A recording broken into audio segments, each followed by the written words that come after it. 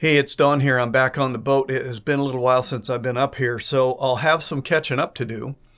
The reason it's taken me a long time between episodes and videos and all that kind of thing, as it turns out, is I'm working on the house back there in Salt Lake, trying to get it ready to sell so that this cross-continent stuff can be brought to an end, and I can get in one place and stay there for a while. So that's the plan. I got a lot of stuff to bring you up to date on, part of which is kind of a sad change that maybe not so bad. I'll explain. Give me a second, I'll explain.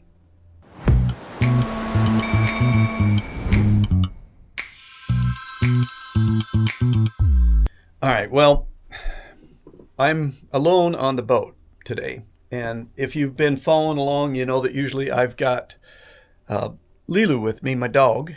And she's not with me. So I'll just tell you what happened. I rehomed her. I kind of hate that word, but that seems to be the new word these days. I found her a family to live with. Two parents, husband and wife, and two kids, 10 and 13, and a house, no boat, no drive back and forth every 2 weeks from Seattle to Salt Lake. Okay, so this was a tough decision to make, and I didn't make it without really thinking it through. Let me just kind of give you an update on. All right, well, as you can imagine, this was a tough decision. I've had that little girl since she was a puppy, 2 years about roughly. And I didn't make this decision lightly. I'll just tell you, this was a tough decision to make. And it wasn't based on any one thing. It was based on a lot of things. And I'll just quickly tell you what brought me to this point. First of all, the biggest, most compelling reason that I really knew I had to make a change was when I'm lifting Lilu on and off the boat, I have to lift her from the side of the boat down onto the dock. And she's over 70 pounds now. And when I lift her off the boat, I would go up there and I would just have her get on my shoulder and she'd kind of step off onto my shoulder. And then lifting her back up, I had to lift her up, kind of shoulder height to set her up on the dock. And the dock's about a foot to 18 inches above the water. And so I just couldn't imagine trying to get her back on the boat from the dinghy if we were at anchor. And I'm going to be at anchor a lot. So I couldn't come up with a solution for that problem. I just couldn't figure out what to do about it. I thought, maybe I could get some kind of a harness or something, but I mean, just picture this for a minute. I'm standing in a dinghy, standing upright, up against another boat that's going to be moving, and I'm trying to lift a 70-pound dog from basically now my head height or a little higher down into the dinghy, back up onto the boat so I can take her to shore 3 or 4 times a day every time we're out at anchor somewhere. That just was not going to work.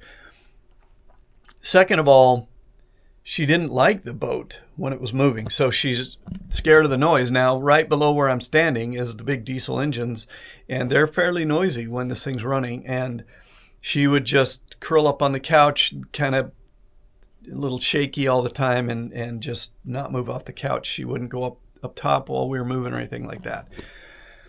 When we were driving back and forth from Salt Lake to Seattle and vice versa, she wouldn't drink or eat for the entire day, and it's a long day to do that. I can do it in one day, but it's a long day. She just hated it, and sometimes I'd look back and she'd be kind of all drooly and her head would be down on the armrest of the passenger seat, kind of between the dog hammock thing and the door, kind of hiding her head. It just was pretty, you could tell she was really uncomfortable.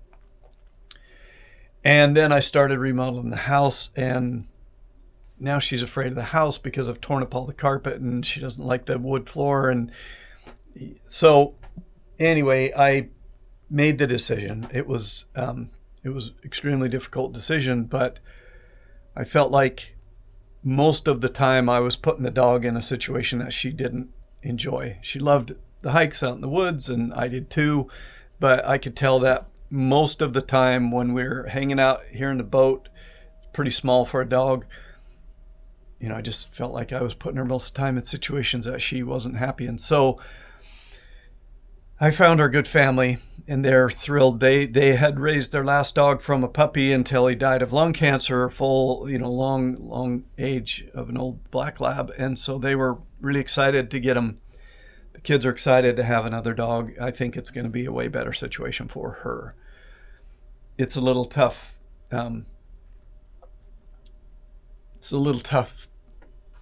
Just, you know, getting used to her not being with me now and all that kind of stuff. But it'll be all right. I'll get through it. So anyway, that's the personal change that's gone on. There's other stuff going on the project list, so I'll give you a quick update where we're at and what I plan on getting done while I'm up here this time. When last we visited about this galley, I had just set my induction cooktop in there. I've just got all of the raw plywood down. I talked about cutting an opening for this lid back here in the corner. But in doing the bathroom remodels on the house, I've got a bunch of this Schluter waterproof membrane, way more than I needed. So I had some extra of that. So I brought that with me, and I'm going to put a layer of that down on this plywood and up the backing here. You kind of stick it to the back, you know, and stick it down, and that keeps water from going through and anything. And that'll especially be good around here because we've had some water issues. I just want to have, you know, I'm going to have an unbroken layer of that stuff come clear up to here. So obviously I'm going to put a backsplash around all this stuff, but it'll be good to have, oops, I'm in the dark there. It will be good to have that layer down. And again, I've done both the bathrooms back at the house, and you buy this stuff by the roll, and I've got a bunch anyway. So I'm going to put some of that down. This area underneath where the old oven was, I actually was talking about building a wine rack. Well, I was doing a little research while I was sitting back there in town. I found a company that makes drawers that are wine bottle drawers that pull out of an area. So what you basically do is you measure it all out and you give them the size that you have, and then they make you a set of 2 or 3 drawers or whatever that'll pull straight out that will have a room for the wine bottles to lay down. So I think that's going to be way better than trying to build my own, because I'm not the greatest carpenter in the world. So I'm going to get all measured up here in my space for that and put that order in from those guys. I've started, my daughter has a design company, and she's got vendors that sell this Wilson Art kind of, it's almost like a granite countertop, but it's not granite. It's I guess a kind of a manufactured product, and you can actually cut it, you know, with a kind of a tile saw or something like that. So I'm going to see if I can't find me someone who can lay these countertops out for me and get those down so we can be done with the countertop. All right, good morning. It's a Saturday on the boat here. It's really foggy today. So if you're wondering why I cared about upgrading the radar, now you know. If you look outside, you can see what it looks like out there. Since it's kind of cold and foggy, it's a good time to just be working inside on the boat. So right now I'm working on a cup of coffee, so that's a good thing. But I am going to get started on finishing up the next phase of the galley upgrade here. So what we're going to accomplish today is, as you recall, and I'll show you what I'm talking about, we have an outlet underneath the cooktop area here that was already there but is not hot right now. So I'm going to fix that. And then secondly, we're going to finish off our water purification thing. It needs power. So I've got a box here, and I've got my outlet here. We're gonna get that thing wired up, get that all done. And then I think I showed you the other day when I was kind of giving you a quick update, I've got this membrane that you put down as a waterproof layer when you're doing tile nowadays in a bathroom or whatever, that is from the bathroom projects back on the house. Those are pretty much all tiled up. And that's extra that I had left over. So I'm going to lay that down over my raw plywood here and get this waterproofed so that, let's don't look in the sink there. But as we're, cooking and cleaning and all that, until we actually get our countertop down there, at least we'll still be waterproof and we won't be putting a bunch of water into our plywood here. I've also got to cut in the little access cover, this thing, that was there to give us access to that place I told you about last time. That's kind of a little compartment here back in the dead corner of the counter where, you can store stuff. So I do want to be able to use that space still. So I'll cut that in. I may have to take this one chunk of plywood back off, but I've just screwed it down in a few spots so I can lift it off and, cut this, do a pattern and cut this thing right in there. And then I'll put some little strips underneath to let this sit on top of it. And so this cover will be in there for now. My hope is that if I get a good countertop guy, he'll be able to take this and make this out of whatever we put on the countertop so that it will look more seamless. So yeah, that's the plan. A little bit of electrical work, a little bit of woodwork. I'll have to lift the sink out again to lay that membrane underneath it, which again, I don't know if I told you, but I've left everything kind of loose under there. So because I knew the sink's going to have to come in and out a couple of times to get the countertop down and so forth. So the sink is not glued down or screwed down or any of that stuff. It's just sitting there. Same with the counter or the induction cooktop. It's just sitting there as well. So I can just lift all this stuff out, get my open space to work on, and get working on it. So first things first, step one, finish that cup of coffee. Then step two, go to work.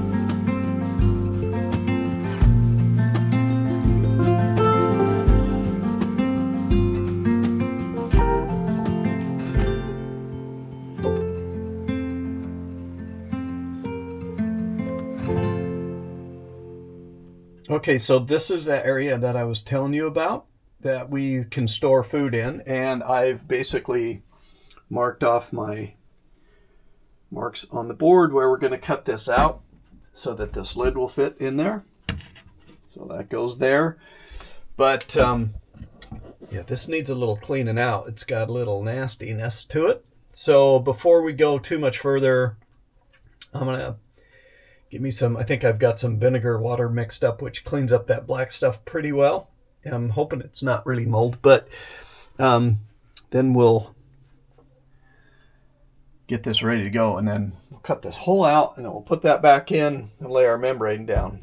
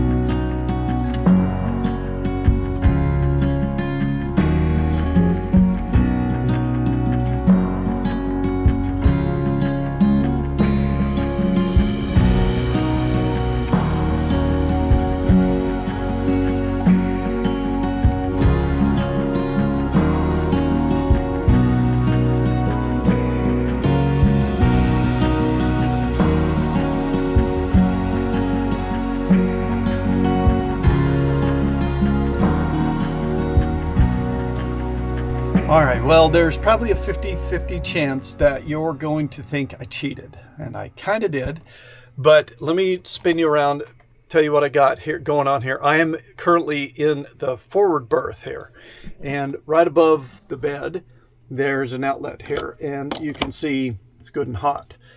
The outlet that was over here, that one, went down through the cupboard here where all the pots and pans go, and it disappeared down into the floor, and it went through it with about 4 or 5 other ones kind of all wrapped up together, and I just couldn't figure out where it was going. And had I had a toner and a pickle, which is a computer thing you use where you can put a tone on a wire and use your pickle to go to the other end and hear that tone and figure out which wire you are.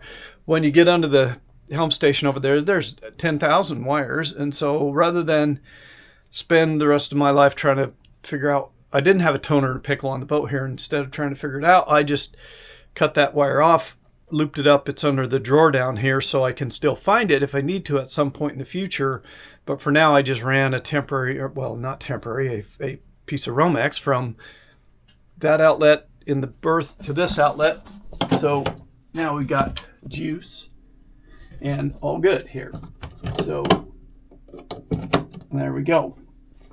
So next order of business might be to see about putting a shelf in here, and or maybe I do probably want to do that before I kind of get my membrane down on the top here, because once I get that down, I don't want to have to take that up again.